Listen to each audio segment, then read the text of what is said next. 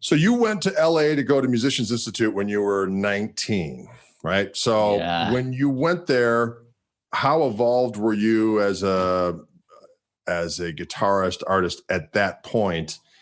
And what things did you learn from there to evolve to the place where you're at now? Was because I think it changes for a lot of people. I know a lot of people, not a lot of people, but some of the people I know that have gone out there, they had developed to the point where they were kind of confident in what they did, and they went to Musicians Institute, but it was almost more to just being out in LA to hopefully get discovered as opposed to learn stuff. You know, Yeah. you know what I mean? Totally. So I'm curious as to your process. Were you already you were developed to the point and you went to the school there and you learned X, Y, and Z to get to where you're at now, or where would you describe that whole process?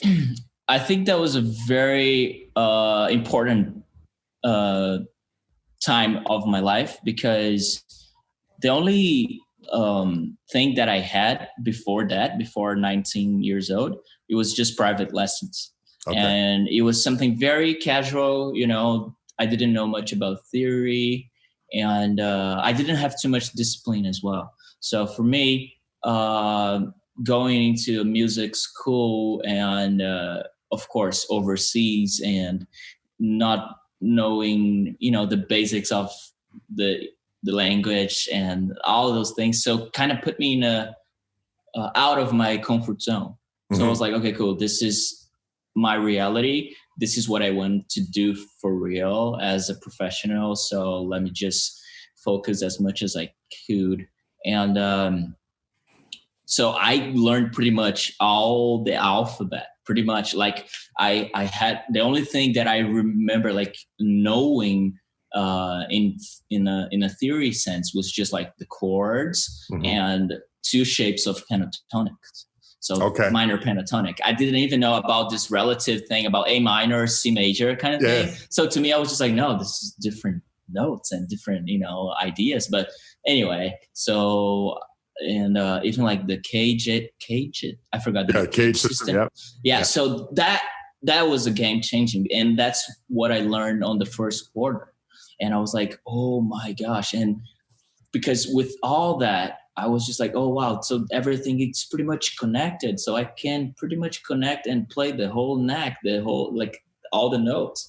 So I learned so much in terms of theory and learning different styles of music as well. So country music's not something common here in Brazil, even though we have a similar-ish style, but like the country guitar music, I was like, wow. And the first concert that I went when I moved to LA was Brett Paisley. Okay. So like the first big concert, and that changed my life, because I was like, dang, this guy, I know, like he plays pop country songs, but he freaking nails guitar solos, like guitar parts.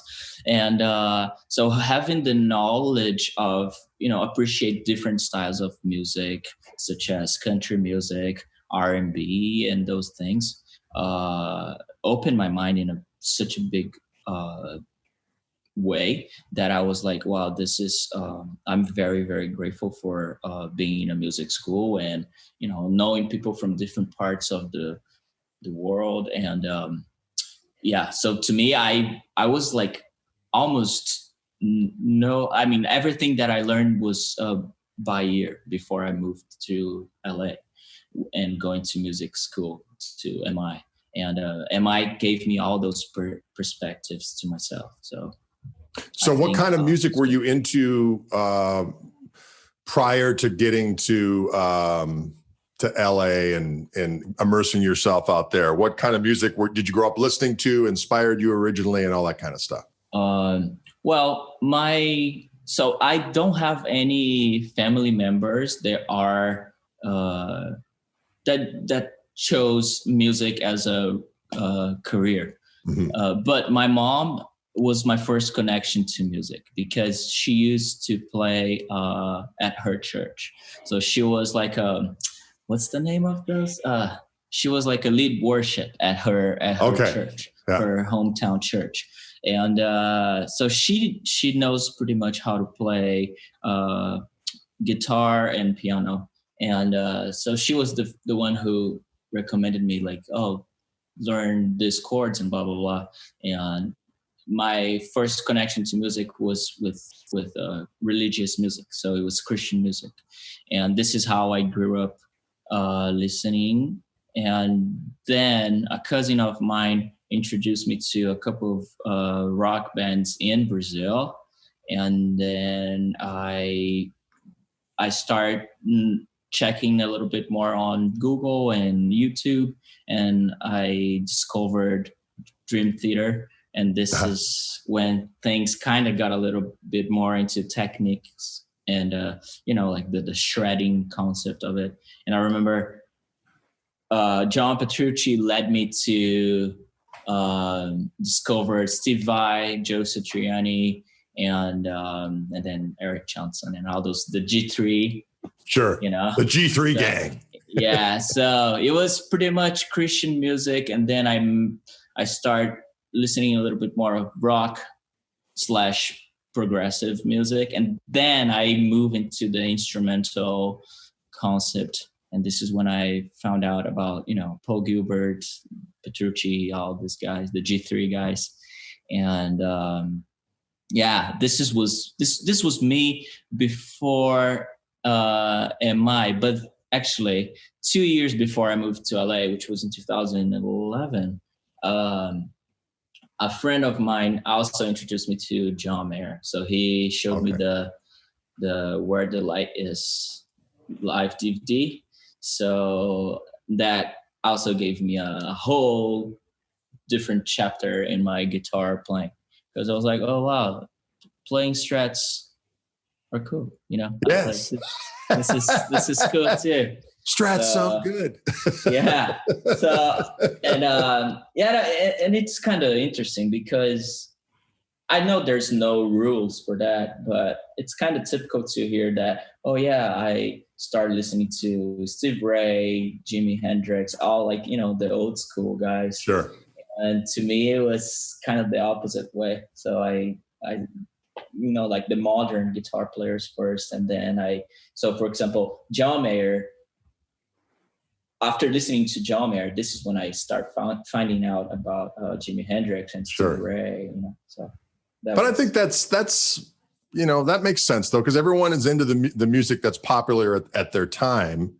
I mean, I certainly didn't find out about Albert King, B.B. King, Freddie King, Otis Rush until because of Clapton and Hendrix and those guys. So it's not unusual. I mean, there's a lot of people who, when you're an old curmudgeon, there's a lot of people are like, oh, John Mayer. And I'm like, yeah, but John Mayer is great. He sings great.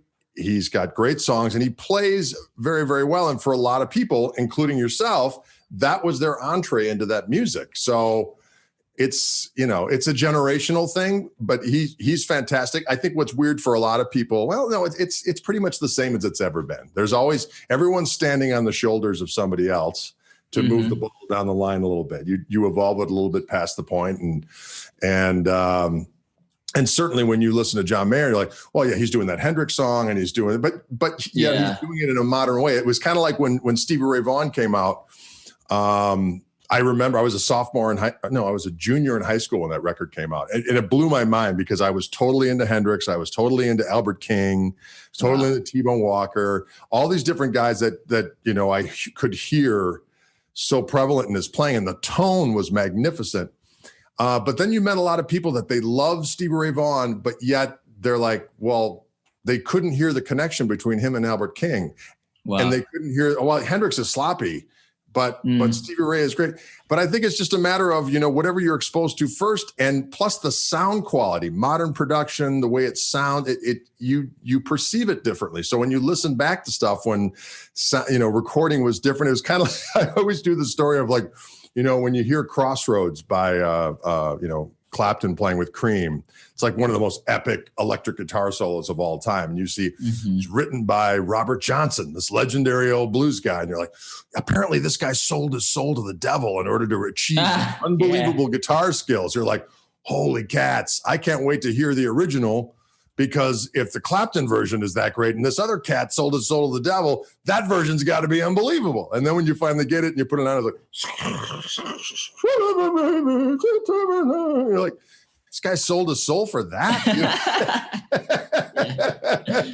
It's one of those things where, and then of course you immerse yourself in it and you can start hearing it for what it is and enjoy it for what it is. But I think it's a generational thing. When you're first exposed to a kind of music, you just like that because that was your first way of hearing it. And then you can go backwards and maybe you still end up liking the other version better. It's just the nature of the beast, I think, right? Yeah, totally. But to me, it was interesting because I mean, we don't like music education here is something. I don't know if there is a thing in America. I believe it is, but here it's not something common. So it's it's hard to, unless you grow up in church or something like that. And so for me, like guitar wasn't even a thing before I turned 10 years old. But thankfully that happened. So that's wild. That is a wild thing. Yeah, I remember because I used to go to church every Sunday, and it's a charismatic church, so guitars are present. Right. But to me, it was just like whatever, it's just an instrument. But then suddenly things just changed. I was like, well, this is cool, and this is when I started opening my mind. But probably all the guitar players born and raised here in Brazil, they always wish they were born and raised either in America or in the UK, because that's how that's like your typical type of music, And right. For us, we have like the samba, the bossa nova, which is absolutely pretty much something more like, it's very groovy. It's a lot of rhythms going on, but long story short, electric guitar is not something typical of my country. And I'm talking about that music history, Sure. What I mean? And we have brilliant guitar players over here, but so that's what I'm trying to say. It's just like, it's so complicated. It was so complicated back in the days, because I was like, that's not something that common here. So for me, that's what pretty much happened. Well, that must have been pretty cool. I mean, I read that John Mayer did say some nice stuff about your playing. So that must have been pretty cool to have an influence like that. Yeah, say nice man. Stuff. That Instagram world is crazy, because I've met a lot of virtually. I met a lot of people that I would never imagine. This, I think it was 2 months ago. Do you know Lewis Hamilton? I forgot, the F1 driver. Oh, He's yeah. A legend. So he messaged me after a video that I posted. And he was like, bro, you were a legend. Well, thanks for posting this. It really touched my heart. I was like, what the frick? Those things that you would never imagine, And there's Kelly Slater, the surf guy. I was like, I didn't even know who Kelly Slater was. And then when I showed it to my friend, he was like, you gotta be kidding me.